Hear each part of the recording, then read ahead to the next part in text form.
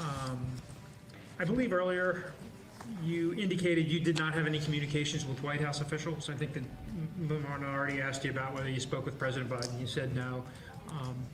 Did you have communications with any White House staff? I did not. Okay. Did anyone in your office? My office interacted with staff in the White House in the following ways. There was one instance where, that I recall, where we sought to interview a career National Security Council staffer, and to make arrangements to do that interview, we had to do it through the White House.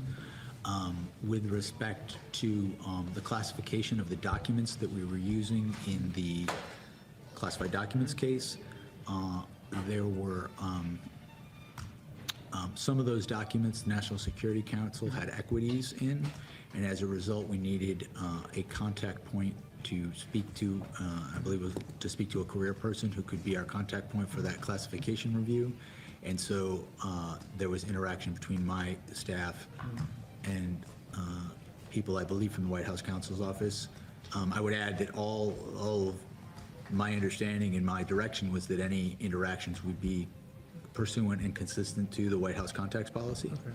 And I think also in the beginning of my time as special counsel, there was this litigation I referenced previously about executive privilege, and we noticed both the current White House and though I don't know that we had to, we noticed also President Trump on that in terms of whether they would waive executive privilege or not.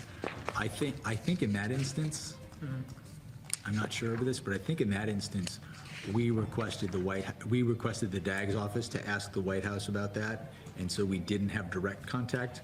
But I wasn't involved in those contacts, so I'm not sure. Okay. So nobody in your office had communications with White House Chief of Staff Jeff Zients? Not that I recall.